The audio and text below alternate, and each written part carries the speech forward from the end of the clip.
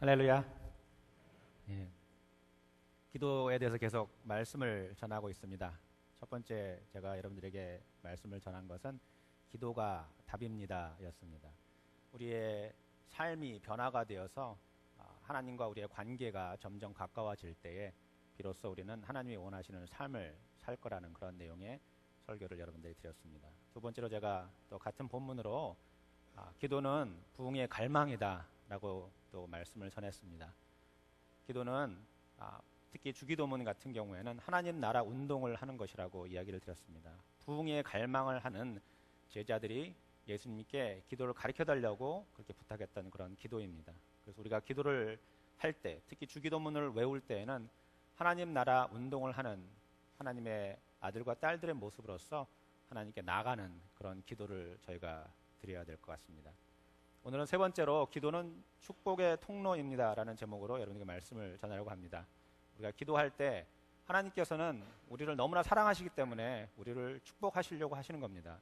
주기도문은 축복 그 자체입니다. 주기도문은 우리를 사랑하시는 하나님 마음 그 자체입니다. 우리가 주기도문을 외울 때마다, 주기도문을 할 때마다 하나님이 나를 사랑하시는구나, 하나님이 나를 엄청 사랑하시는구나, 나를 또 축복하려고 하시는구나, 그렇게 생각을 하시고 그 하나님의 마음을 생각하시면서 기억하시면서 주기도문을 외우시면은 그 안에 놀라운 축복이 있을 거라고 저는 생각합니다. 그리고 우리가 받은 축복을 다른 사람들에게 전해주는 것이 바로 전도입니다. 특히 요즘 세대는 전도를 억지로 할 수 있는 게 아닙니다. 우리의 삶을 통해서 전도를 해야 되는데 여러분들이 하나님께 받은 그 축복을 그대로 다른 사람들에게 전해줄 수 있다고 한다면은 그것이 참된 전도가 되는 것이고 또 하나님이 원하시는 우리의 삶을 사는 거라고 저는 생각을 합니다. 오늘은 설교 시작하기 전에 매번 제가 기도를 하는데요. 제가 기도하지 않고 다 같이 한번 주기도문을 하고 시작을 했으면 좋겠습니다. 눈을 한번 감아보시고 하나님이 나를 너무나 많이 사랑하시는구나, 이 주기도문 안에 그것이 있다는 것을 한번 생각하시고 시간 주기도문을 같이 외움으로써 하나님께 기도를 드리는 시간을 갖겠습니다. 하늘에 계신 우리 아버지, 이름을 거룩히 여김을 받으시오며 나라의 마옵시며 뜻이 하늘에서 이루어진 것 같이 땅에서도 이루어지이다. 오늘날 우리에게 일용할 양식을 줍시고 우리가 우리에게 죄진 자를 사하준 것 같이 우리 죄를 사하여 주옵시고 우리를 시험에 들지 말게 하옵시며 다만 악에서 구하옵소서. 대개 나라와 권세와 영광이 아버지께 영원히 쌓옵나이다. 아멘. 여러분 마음속에 하나님의 그득한 사랑이 느껴졌으면 좋겠습니다. 철학자 아리스토텔레스는 이런 이야기를 했습니다. 사람이 사는 인생의 목표는 행복을 추구하는 것이다. 사람이 사는 인생의 목표는 행복을 추구하는 것이다. 행복을 추구하기 때문에 우리는 돈도 벌고요. 행복을 추구하기 때문에 결혼도 하고, 행복을 추구하기 때문에 자녀도 낳고, 행복을 추구하기 때문에 열심히 살려고 노력을 한다고 합니다. 얼핏 들으면은 뭐 맞는 것 같은데 사실은 하나님은 우리에게 그 행복 그 이상을 주시기를 원하십니다. 하나님은 단순히 우리가 이 땅에서 그냥 행복만 하고 끝나는 것이 아니라 행복 그 너머를 우리에게 주시려고 하시고요. 그 행복 너머의 그 희열을 우리에게 느끼게 하시기를 원하시는 그런 마음이 있습니다. 저는 오늘 교회를 오면서 여러분도 그걸 느끼셨는지 모르겠는데 이 시그널 신호등 앞에서 레프턴을 하려고 그러는데 경찰들이 체크를 하고 있었지 않습니까? 그 파킹 티켓 있는가 체크하고 또 슈퍼볼 들어가는 스타디움 티켓이 있는가 체크하고 있는데 문득 하나님께서 그런 생각을 저에게 주셨습니다. 야, 이게 천국에 들어가는 문이 아닐까. 이게 천국의 문을 들어가는데 앞에서 지키고 모르겠어요. 제가 그렇게 생겨서 그런지 모르겠는데 저 차는 체크를 안 하고 그냥 가라고 그러더라고요. 이런 그런 좀 생각을 좀 해봤습니다. 여러분과 제가 천국문에 들어가려고 그러는데 뭐 누가 지키고 있는지 잘 모르겠지만 뭐 보통 베드로가 뭐 지키겠다고 얘기를 하긴 하는데 누가 지키고 있는지 잘 모르겠지만은 우리 얼굴을 보고 그냥 패스. 얼마나 이게 큰 축복입니까? 할렐루야. 예, 그런 마음을 하나님께서 주셨어요. 너무나 은혜를 받고 왔습니다. 운전하고 오면서도. 기도는 하나님 이렇게 우리에게 축복을 해주시려고 그러시는 거지 단순히 우리가 삶을 살면서 그냥 행복해지려고 한다고 한다면은 삶이 너무나 허무할 것 같습니다. 행복 그 너머에 그 축복의 하나님을 여러분 바라보시고, 하나님은 하나님의 운동을 하시는 것이 단순히 하나님의 목적을 이루시는 것 이외에 여러분과 저를 사용하셔서 하나님이 원하시는 그 기쁨의 충만한 자리에 가도록 하기 위한 하나님의 놀라운 은혜가 그 안에 있는 것을 여러분들이 기억하셔야 됩니다. 주기도문을 외울 때, 하나님 아버지를 외칠 때에 그런 마음으로 우리가 하나님 마음을 알고 외친다고 한다면은 우리 삶이 얼마나 더 윤택하고 하나님이 원하시는 그런 삶을 살 수 있을까요? 저는 다시 한번 전번에 질문했던 것처럼 질문을 또 한번 해봤습니다. 하나님은 주기도문을 십계명처럼 두 부류로 분류를 했다고 제가 말씀을 드렸습니다. 그래서 첫 번째 파트는 하나님을 위한 것, 두 번째 파트는 우리를 위한 것이라고 이야기를 했습니다. 그래서 예수님께서 우리에게 주기도문을 가르쳐 주시면서 하나님을 찬양하는 것을 먼저 하고 그 다음에 우리의 필요에 대해서 이야기를 하셨는데, 예수님은 왜 그렇게 우리에게 기도를 하라고 가르쳐 주셨을까? 저는 또 거기에 대해서 곰곰이 한번 생각을 해봤습니다. 분명히 예수님께서는 뜻이 있으셔서 그러실 거라고 저는 생각합니다. 우리의 필요를 너무나 잘 아시는 주님, 우리가 원하는 것을 너무나 잘 아시는 주님인데 그냥 단순히 그냥 그런 식으로 우리에게 기도를 가르쳐 주실 일은 없다고 저는 생각합니다. 여러분, 하나님께서는 우리를 창조하실 때요, 그의 형상대로 창조하셨다고 그랬습니다. 여러분, 한번 상상을 한번 해보시겠어요? 얼마나 하나님께서 우리를 사랑하시면은 그의 형상대로 창조를 하셨겠어요? 얼마나 우리를 사랑하셨으면. 하나님은 우리를 만드시고 진짜 완벽한 그 에덴 동산에 우리를 살게 하시고 그 안에서 너희는 나의 형상이다, 나의 형상을 갖고 있다, 내 생기가 너희 안에 들어갔다라고 가르치시면서 우리가 그런 하나님의 모습을 갖고 있다는 것을 알려주시기를 원하셨던 것 같아요. 그래서 이 주기도문이 우리의 필요를 너무나 아시는 그 하나님께서는 하나님을 찬양하는 그 부분이 우리에게 얼마나 유익이 있는지를 가르쳐 주시려고 그러시는 것 같아요. 그리고 그 다음에 우리가 원하는 것을 알을 때에 그것이 맞는 순서라고 예수님께서는 이야기를 해주시고 계십니다. 특별히 오늘 본문은 9절부터 13절이 주기도문의 가르침이십니다. 예수님께서 우리의 주기도문을 9절부터 13절에 가르쳐 주시는데요, 이 9절이 그러므로라고 시작이 됩니다. 그러므로. 근데 제가 여러 번 여러분들께 말씀드렸는데요, 성경에서 그러므로라고 9절이 시작이 되면 거기서 성경 있는 것을 멈추라고 제가 말씀을 드렸습니다. 그 전에 무슨 말이 있는지 우리가 알아야 된다고 제가 말씀을 드렸었습니다. 그러므로라고 9절이 시작이 되는데 8절에 올라가면은 그 그러므로의 연결점이 뭐냐면은 내가 너희의 필요한 모든 것을 다 안다라고 이야기를 하십니다. 그러므로 주기도문을 가르쳐 주시고 계시는 거예요. 우리의 필요 안에는 우리의 일용 양식도 필요하겠지만, 우리가 행복한 것도 필요하겠지만, 가장 중요하게 우리에게 필요한 것은 바로 하나님을 알고 하나님을 찬양하는 것이라고 예수님께서는 우리에게 가르쳐 주시는 것입니다. 그래서 우리가 이렇게 예배를 드리는 거 아니에요. 아멘. 오늘 슈퍼볼 하죠. 제가 듣기로는 제일 싼 티켓값이 맨 꼭대기에서 아마 보는 걸 거예요. 한 1,000불 정도 한다고 그러네요. 네, 상당히 비싸죠. 그보다 더 놀라운 소식을 제가 들었는데요, 이 근처 호텔에서 패키지로 사람들을 이제 모으는데 20명 패키지가 $1,000,000라고 그럽니다. 놀랍지 않습니까? 거기에 물론 뭐 스테디움 들어가는 티켓까지 다 포함이 되는데 20명이 호텔에서 묵는 패키지가 $1,000,000라고 그래요. 엄청난 돈이 아닐까요? 예, 그런 것을 또 보려고 오늘은 10,000원 관중입니다.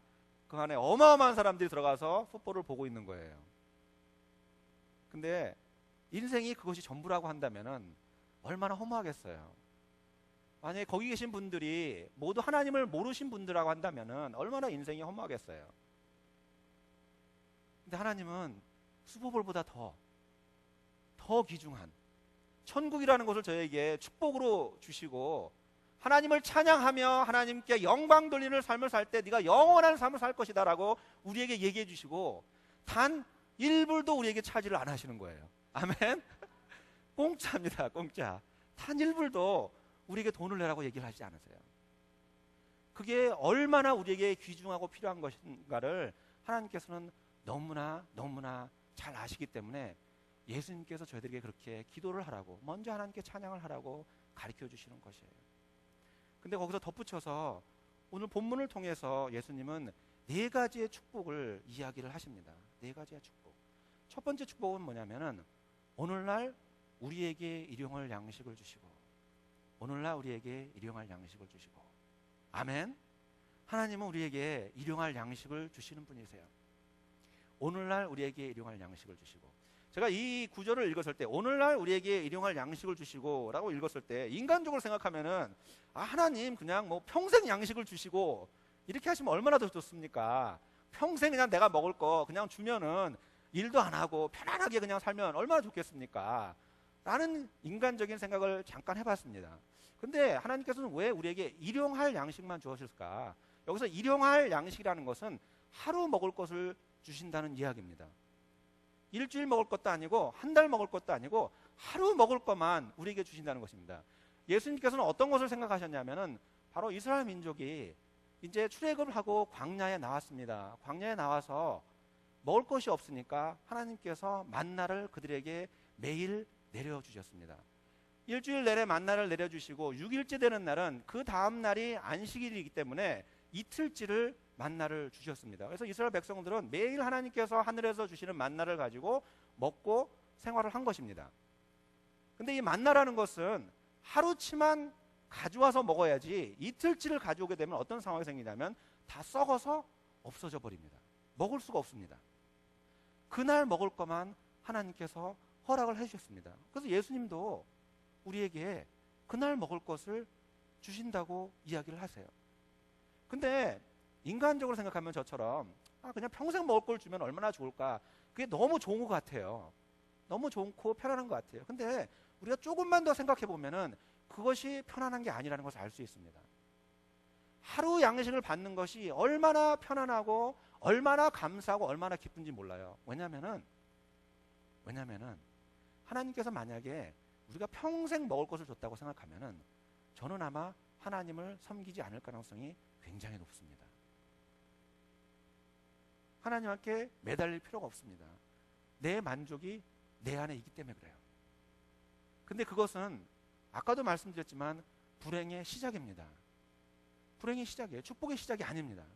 하나님께서 일용할 양식을 주신 것은 우리로 하여금 무엇을 가르쳐 주시려고 하냐고 한다면은 이스라엘 백성에게 가르쳐 주신 똑같은 것을 가르쳐 주시려고 그러시는 거예요. 하나님께 의지하는 믿음, 그 믿음 안에 거하는 은혜 가르쳐 주시는 것입니다. 하나님을 믿고 따라갈 때 하나님은 매일 나의 일용할 양식을 주시는 분이라는 것을 알게 하신다는 것이에요. 우리가 믿음을 붙잡고 살아갈 때에 단순히 먹는 것뿐만 해결되는 것이 아니라 우리의 모든 것들이 다 해결되는 것을 우리는 경험 삼아 알고 있습니다. 하나님의 은혜가 얼마나 우리에게 족한지 우리는 경험 삼아 알고 있습니다.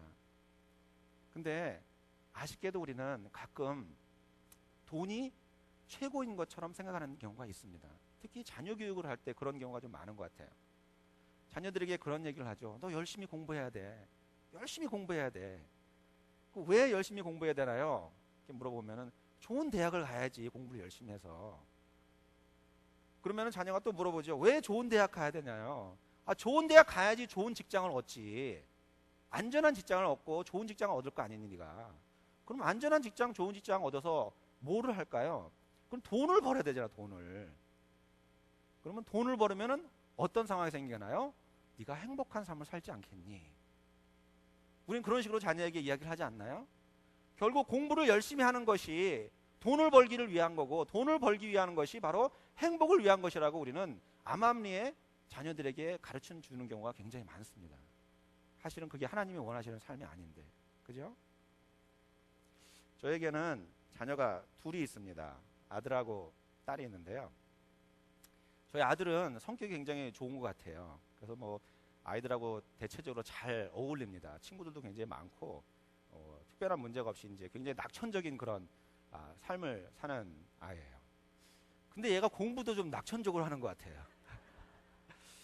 부모 마음에는 공부를 좀 열심히 잘했으면 좋겠는데 공부도 낙천적으로 해요. 그래서 하루는 제가 불러다가 야 그래도 넌 요 정도는 좀 해야 되지 않겠냐 그랬더니 딱 그 정도만 하는 거예요. 더 이상 하지도 않고. 야, 넌 그 삶을 굉장히 편안하게 잘 산다. 근데 제 둘째는 조금 달라요. 얘는 공부를 좀 잘해요. 그래서 어렸을 때부터 공부를 굉장히 좀 잘해가지고 쭉 공부를 여태까지 잘하고 있는데, 얘는 이상하게 학교에서 시험 볼 때 A를 못 봐주면 굉장히 스트레스를 받아요. 그리고 시험을 만약에 본다고 하면은 밤에 쪽잠을 자면서 공부를 해요. 그리고 숙제한다고 그러면 밤늦게까지 숙제를 하고. 그래서 저희 부부가 얘한테 가끔 하는 얘기가 있습니다. 너 참 인생 어렵게 산다. 힘들게 산다. 너 공부 잘해서 뭐 하려고 그러냐. 그냥 대충 해라. 공부를 잘하니까 그렇게 얘기를 할 수 있는 거예요. 그죠? 예. 제가 보기에는, 부모 입장에서 보기에는 제 아들이 더 만족을 하며 더 행복하며 기쁨을 누리는 삶을 살 것 같아요. 그게 공부를 못해서 그런 것이 아니라, 낙천적으로 살아서 그런 것이 아니라, 제가 보기에는 제 아들이 아직까지는 딸보다 믿음이 더 좋거든요. 아직까지는.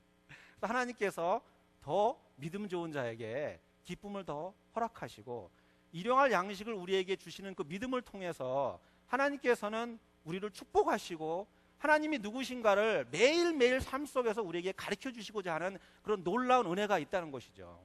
그 안에서 우리는 곡간에 곡식이 많으면은 기쁘다고 생각할 텐데, 예수님은 그거에 대해서 전혀 아니라고 누가복음 12장에 말씀을 하고 계세요. 예수님은 거기서 무슨 얘기를 하시냐면, 부자가 있는데 그 부자가 많은 곡식을 수확을 해서 자기 곡간에 다 못 넣어두니까 여러 가지 창고를 져가지고 다 곡식을 거기다 저장을 해뒀다고 이야기를 하시면서, 그것이 너에게는 좋냐라는 그런 뉘앙스의 질문을 우리에게 하시죠. 근데 예수님께서 뭐라고 하시냐면, 오늘 저녁에 내가 그 사람의 목숨을 취할 것이다 라고 이야기를 하십니다. 아무런 소용이 없다는 거예요. 아무런 소용이 없다는 거예요. 만약에 우리가 저장을 해놓고 싶은 마음이 있다고 한다면은, 그것은 하나님께 받을 상급을 위한 천국의 재산을 저장을 해놔야 될 것입니다. 헌신된 삶으로 하나님께 매달리는 기도하는 삶으로 나갈 때에 그것이 하나님이 원하시는 재산의 창고가 재산에 많이 쌓이게 되는 것이겠죠. 하나님께서 우리에게 반드시 일용할 양식을 주십니다. 근데 하루마치 하루에 먹을 것만 주시는 이유는, 그만큼 하나님은 저와 여러분을 사랑하셔서 그러시는 거예요. 축복을 하시기 위해서 그러시는 거예요. 더 많이 주면은 우리가 하나님을 버릴까 봐, 하나님은 그것까지 다 생각하시면서 우리에게 믿음을 갖기를 원하시고, 내일 일은 걱정하지 마라. 내가 내일도 너에게 만나를 주리라. 그 은혜 안에 거하라고 하나님께서 말씀을 하시는 것입니다. 오늘날 우리에게 일용할 양식을 주시고, 두 번째 우리에 대한 축복은 뭐냐면은 바로 시험에 관한 것입니다. 바로 아니죠. 오늘날 우리에게 일용할 양식을 주십시고, 우리가 우리에게 죄진 자를 사하는 것 같이 우리 죄를 사하 주십시고. 예, 용서에 관한 것이죠. 용서에 관한 것. 한국말로 죄는요, 한마디로 그냥 죄라고 우리가 이야기를 하잖아요. 근데 헬라어는 죄가 5가지로 구분이 되어 있습니다. 그래서 첫 번째 뜻은 어떤 것이 있냐면은, 제일 성경에서 많이 사용하는 건데요, 관역에서 벗어났다는 것입니다. 활을 이렇게 쏘게 되면은 활을 쏴가지고 그게 관역에 맞아야 되는데, 관역에서 벗어난 것을 죄라고 성경은 이야기를 합니다. 그래서 예수 그리스도, 하나님이라는 그 포커스에 맞춰가지고 우리가 활을 쏴가지고 그쪽으로 달려가야 되는데, 거기서 벗어날 때 그것을 죄라고 이야기를 합니다. 두 번째 헬라의 죄는 어떤 거냐면은, 땅바닥에 줄이 쭉 거져 있습니다. 이 줄은 바로 하나님을 향하는 줄입니다. 우리는 그 쭉 거져 있는 줄을 위에서 걸어가가지고 하나님께로 가기만 하면 되는 것입니다. 근데 이 줄에서 벗어나면은 그것이 죄라고 이야기를 합니다. 하나님께로 가지 않고 딴 길로 갔을 때에 그것을 죄라고 헬라어는 표현을 하고 있습니다. 성경에서. 그리고 세 번째는 어떤 표현을 쓰냐면요, 서 있어야 되는데 넘어졌을 때, 미끄러 넘어졌을 때 그것을 죄라고 표현을 합니다. 우리가 서서 하나님께 찬양을 하고 서서 믿음 생활 굳건히 해야 되는데도 불구하고 죄로 인하여, 유혹으로 인하여 넘어졌을 때 우리는 하나님께 죄를 지었다라고 이야기합니다. 성경에서 사도 바울이 그런 얘기를 하잖아요. 섰다고 생각할 때 넘어질까 조심하라고 이야기를 합니다. 네 번째로 어떤 죄의 뜻이 있냐면요, 법을 어겼을 때 그것을 죄라고 이야기합니다. 법을 어겼을 때 죄라고 얘기하는데, 하나님이 우리에게 가르쳐주신 말씀을 어겼을 때, 하나님이 우리에게 말씀하신 것들을 어기며 살았을 때 그것을 죄라고 이야기를 합니다. 그리고 다섯 번째 죄는 어떤 거냐면은, 바로 내가 빚을 지었는데 도저히 빚을 갚을 능력이 안 되거나 빚을 졌는데도 불구하고 빚을 갚을 생각을 안 했을 때, 이것을 죄라고 이야기를 합니다. 근데 오늘 주기도문에서 얘기하는 그 빚에 대한 것을, 죄에 대한 것은 어떤 것이냐면은 바로 5번째 빚진 자에 대한 이야기를 하는 것입니다. 우리는 생각해 보십시오. 하나님께서 자기 형상대로 만들었다고 이야기를 했습니다. 우리를 자기 형상대로 만드셨는데 우리는 그만 죄를 짓고 말았습니다. 하나님으로부터 떨어진 삶을 산 것입니다. 하나님께 우리는 엄청난 빚진 자가 된 거예요. 엄청난 빚을 진 것입니다. 근데 그럼에도 불구하고 하나님께서는 우리가 엄청나게 빚진 그것을 탕감해 주시기 위해서 예수 그리스도를 우리에게 보내신 겁니다. 그래서 그가 십자가에 달려 못 박혀 죽으심으로 말미암아 그가 죽으신 그 핏값으로 우리가 하나님께 지은 빚을 모두 다 갚아버리신 거예요. 엄청난 어마어마한 빚을 우리는 예수 그리스도를 통하여 탕감을 받아서 우리는 더 이상 죄인이 아니고 의인이라 불림을 받는 것입니다. 아멘. 비유로 또 말씀하시죠. 어떤 부자가 있는데 그 부자가 엄청난 큰 빚을 졌습니다. 1만 달란트라는 빚을 졌습니다. 마태복음 18장에 나오는 비유인데요. 1만 달란트를 빚을 져가지고 이제 그 1만 달란트를 탕감해 달라고 임금에게 간청을 합니다. 간청을 하는데 어떤 상황이 생기냐면은 임금이 불쌍히 여겨서 1만 달란트를 탕감을 해줍니다. 그래서 이 사람이 너무 기쁜 마음으로 이제 집으로 돌아가는데 거기에 100데나리온을 빚진 사람을 만나게 됩니다. 자기는 1만 달란트를 탕감을 받았는데 100데나리온을 빚진 자를 보고서는 그 사람이 불쌍히 여겨주십시오. 내가 갚을 능력이 되지 않습니다. 라고 이야기를 했을 때에 이 사람은 거기서 이 사람을 용서를 하지 않고 감옥에 가둬버리는 그런 상황이 생깁니다. 그랬을 때 그 임금이 그 이야기를 듣고서는 그 사람을 잡아다가 감옥에 가두는 그런 비유가 있습니다. 근데 1데나리온은 한 사람이 하루 일하는 그런 품삯 값입니다. 그래서 100데나리온이라는 것은 100일 일한 품삯을 이야기하는 것입니다. 100일 일한 품삯을 갚지 못해서 그 사람을 감옥에 가뒀는데 1만 달란트라는 것은 어마어마한 돈입니다. 그 당시도 그렇고 오늘 환산을 한다고 해도 우리가 평생 돈을 벌어도 갚지 못하는 그런 돈을 이야기하는 것입니다. 우리는 죽어야 마땅한 그런 사람들인데 하나님께서 예수 그리스도를 통하여 우리의 빚을 모두 탕감해 주시고 우리의 죄를 용서해 주셨는데 우리의 형제 자매의 작은 죄들을 용서하지 못한다고 한다면은 우리가 하나님께 어떻게 감히 용서를 받겠습니까? 무슨 낯으로 하나님께 용서를 빌겠어요? 기도라는 것은요, 예수 그리스도 주기도문을 통하여 우리 죄를 사해 주신다고 말씀하시는 것은 우리가 어떤 죄를 지어도 하나님의 사랑으로 그것을 다 탕감해 주시겠다는 거예요. 얼마나 놀라운 축복입니까? 얼마나 놀라운 하나님의 사랑이 그 안에 있습니까? 근데 우리가 서로의 죄를 용서해 주시지 못한다고 한다면은 하나님께서 너무나 슬피 우리를 바라보고 계실 거예요. 여러분 혹시 여러분 주위에 여러분들이 용서해야 될 그런 분들이 계십니까? 여러분들과 좀 의견이 차이가 나서 여러분들이 마음을 좀 상하게 해서 여러분이 용서해야 될 분들이 계신다고 한다면은 하나님께서 탕감해 주신 그 놀라운 사랑의 힘을 입어서 용서하는 그런 축복의 자리에 여러분 들어가시기 바랍니다. 우리가 용서를 하지 못할 때는 누가 힘드냐면 내 자신이 먼저 힘든 거예요. 사랑으로 용서할 때 그것이 하나님이 원하시는 그런 우리의 모습이 되는 것입니다. 세 번째로 우리를 시험에 들지 말게 하옵시며 우리를 시험에 들지 말게 하옵시며 우리가 시험에 들지 않는 것은 하나님이 우리에게 주시는 축복인데요. 이 시험이라는 헬라어는 보통 우리가 번역을 할 때에 시험 또는 유혹으로 번역을 합니다. 페이라조라는 단어인데요. 페이라조라는 단어는 우리가 번역을 할 때에 시험 또는 유혹이라고 번역을 하는데 이 시험 유혹을 어떻게 우리가 번역을 해야 되냐면은 그 주체가 누구인가에 따라서 이것이 시험이 될 수도 있고 이게 유혹이 될 수도 있습니다. 그래서 성경에서 성경을 해석할 때 이 시험을 주는 이 주체가 누구인가? 만약에 시험을 주는 주체가 하나님이라고 한다면은, 예수 그리스도라고 한다면은, 이 페이라조라는 단어는 시험이라는 것으로 번역이 되는 것이고요.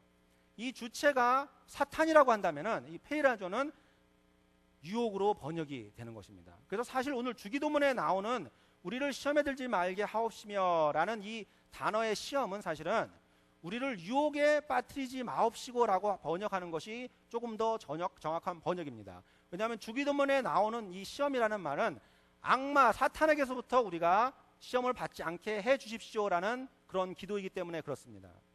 마치 아담과 하와가 사탄에게 유혹을 받아가지고 죄를 짓는 것과 똑같은 그런 유혹을 이야기를 하는 것입니다. 그럼 시험은 어떤 것일까요? 하나님은 우리를 시험을 하실까요? 물론 시험하십니다. 하나님은. 대표적인 예를 보면 출애굽기에 이런 내용이 있습니다.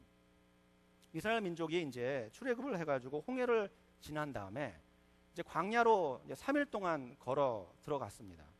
근데 3일 동안 너무나 피곤하고 지치고 물도 마시지 못한 그런 상황에서 마라라는 곳에 도착을 했습니다. 근데 마라에 가니까 물이 있었습니다. 그래서 물을 마시려고 막 그러보니까 이 물이 쓴 물인 거예요. 도저히 마실 수가 없는 거예요. 그래서 하나님께서 모세에게 뭐라고 그러시냐면 나무를 들어다가 그 물에다 던져라 그렇게 얘기를 하십니다. 그래서 그 나무를 들어가지고 물에다 던져버리니까 그 물이 단물이 돼버렸어요. 그래서 이스라엘 민족이 백성들이 그 물을 단물을 맛있게 마셨습니다. 그때 하나님께서 뭐라고 얘기하시냐면은 내가 너희를 시험하리니 라고 이야기를 하시면서 만약에 너희가 나의 말에 순종을 하는 그런 삶을 살면은 너희 백성들에게 내가 병을 절대 주지 않을 것이다 라고 이야기합니다. 아무도 병든 자가 생기지 않을 거라고 이야기를 하세요. 하나님께서 이스라엘 백성을 이렇게 시험을 하시고 계시는 거예요. 그럼 하나님께서는 왜 이스라엘 백성을 시험을 하셨을까요? 믿음 때문에 그러죠. 순종하는 믿음 때문에. 하나님께서 우리에게 시험을 주시는 것은, 어려움을 주시는 것은 우리의 믿음의 성장 때문에 그렇게 하는 것입니다. 우리를 사랑하시니까. 사랑의 반대말은 분노가 아닙니다. 사랑의 반대말은 무관심입니다. 하나님께서 우리에게 시험을 주지 않는다는 것은 우리를 무관심으로 방관을 하신다는 거예요. 그런데 하나님 우리를 너무나 사랑하시기 때문에 하나님은 시험을 통해서 우리가 순종하는 믿음으로 하나님 앞에 계속해서 나오기를 원한다는 것을 우리가 알아야 됩니다. 우리가 시험을 받고 어려움을 당할 때 하나님께 감사하는 기도를 드려야 되는 것은 바로 하나님이 나를 사랑하는 것을 내가 그 당시에 느낄 수 있기 때문에 그렇습니다. 근데 반드시 기억할 것은 이것이 시험인지 유혹인지 우리가 구분을 해야 된다는 것이에요. 사탄이 우리를 유혹하는 것은 반드시 우리가 이겨내야 됩니다. 근데 문제가 있어요. 사탄은요, 우리보다 더 강력한 존재라는 거예요. 사탄은 우리보다 굉장히 힘이 센 존재라는 거예요. 사탄은 우리보다 훨씬 더 지식적으로 똑똑한 존재라는 거예요. 그 말은 무슨 말이냐면 우리는 사탄의 유혹에서 도저히 이길 수가 없다는 거예요. 그럼 우리가 어떻게 될까요? 유혹이 우리 안에 찾아왔을 때 우리는 어떻게 될까요? 바로 하나님께 매달려야죠. 이것이 또한 축복입니다. 우리가 사탄을 이길 수가 없는데, 우리는 도저히 감당할 수가 없는데 우리보다 더 힘이 강력한 창조주를 믿을 때에 우리는 승리를 할 수 있다는 것, 어마어마한 축복입니다. 하나님은 우리가 그렇게 기도함으로써 승리의 삶을 살기를 원하시는 거예요. 시험을 통해서 그의 사랑을 우리에게 보여주시고 유혹을 이길 수 있는 믿음을 허락하시고 우리가 하나님께 순종하는 믿음으로 매달릴 때에 하나님은 능히 우리에게 그 유혹을 이길 수 있는 능력의 힘을 주신다는 것입니다. 여러분은 지금 어떤 유혹 앞에 있으신가요? 여러분 삶에 어떤 유혹이 여러분들을 기다리고 계시나요? 우리 새소망교회는 어떤 유혹들이 우리 앞에 있나요?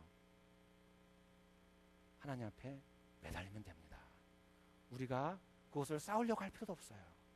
하나님께 매달리면 됩니다. 그것이 하나님의 사랑이에요. 그것이 하나님이 얼마나 우리를 사랑하는가를 보여주는 증거입니다. 네 번째 마지막 축복의 기도는 다만 악에서 구하옵소서. 다만 악에서 구하옵소서. 우리는 악을 생각할 때에 선의 반대말이라고 생각하면서 선은 도덕적으로 윤리적으로 모든 것을 잘 지키는 것이니까 악은 도덕적으로 윤리적으로 잘 못 지키면은 악이 되는구나 이렇게 생각할 수 있습니다. 근데 성경에서는 악을 그렇게 이야기를 하지 않습니다. 성경에 보면은 악을 어떻게 이야기를 하냐면요. 예레미야 2장 19절에 보면 이런 말씀이 있습니다. 내 하나님 여호와를 버림과 내 속에 나를 경외함이 없는 것이 악이요 고통인 줄 알리 주 만군의 여호와의 말씀이니라.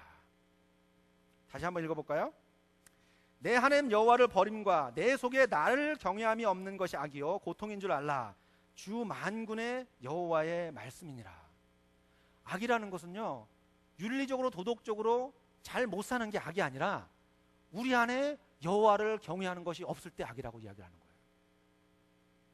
사실상 우리의 삶은 두 가지 선택밖에 없습니다. 하나님을 경외하든지 하나님을 경외하지 않든지. 하나님을 경외하면 하나님이 원하시는 거룩한 삶을 사는 것이고 하나님을 경외하지 않으면 우리는 악한 삶을 사는 것입니다. 요한복음 3장 19절에도 이런 말씀이 있습니다. 그 정죄는 이것이니 곧 빛이 세상에 왔으되 사람들이 자기 행위가 악함으로 빛보다 어둠을 더 사랑한 것이니라. 우리가 악해서 빛을 알아보지 못하고 어둠을 선택했을 때 그것이 바로 악이라고 이야기를 합니다. 고린도 교회 성도들은요 너무나 많은 문제에 노출이 되어 있었습니다.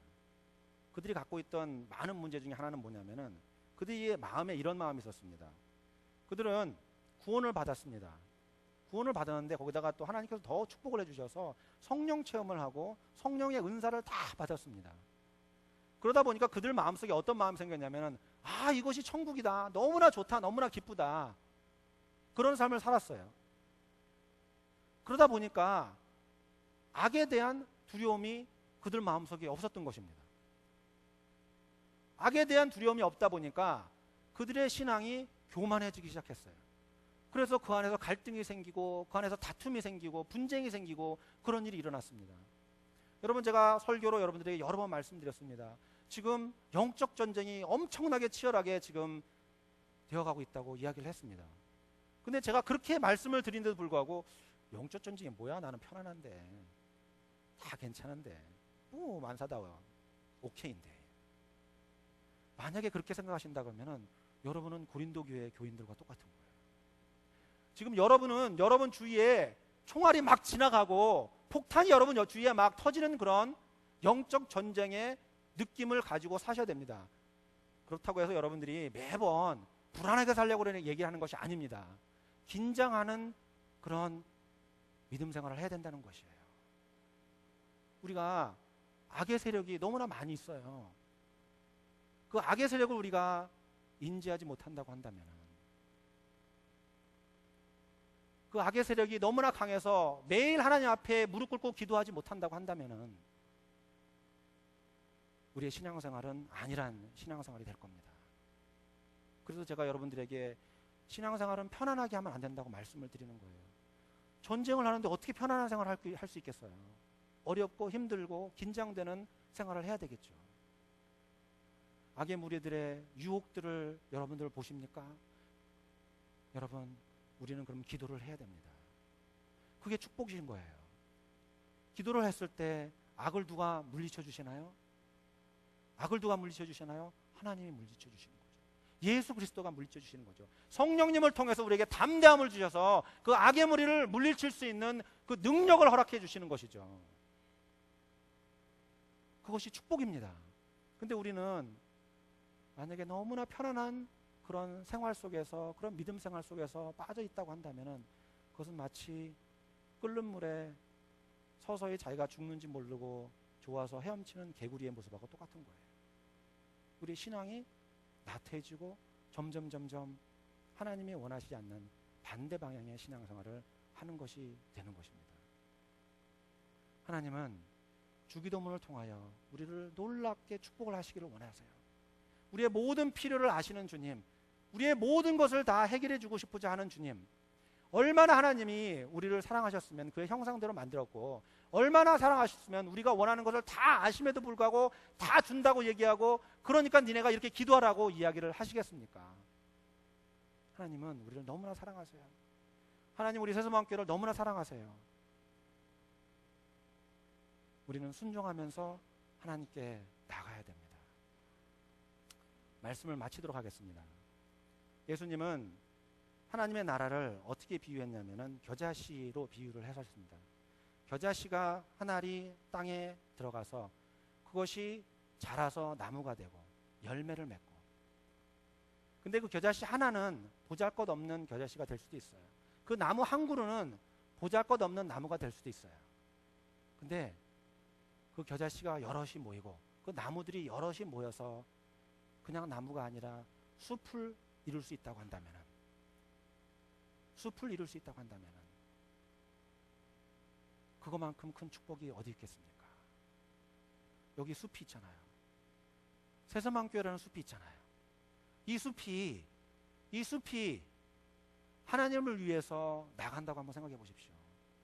우리는 엄청난 복음의 역사를 경험할 수 있을 것입니다. 주기도문을 외우실 때마다 하나님 나라의 운동, 부흥의 운동, 그리고 우리를 축복하시는 하나님의 그 놀라운 마음을 여러분들이 기억하시고 눈물로 주님께 기도하시는 여러분들이 다 되시기를 간절히 축원드립니다. 기도하겠습니다.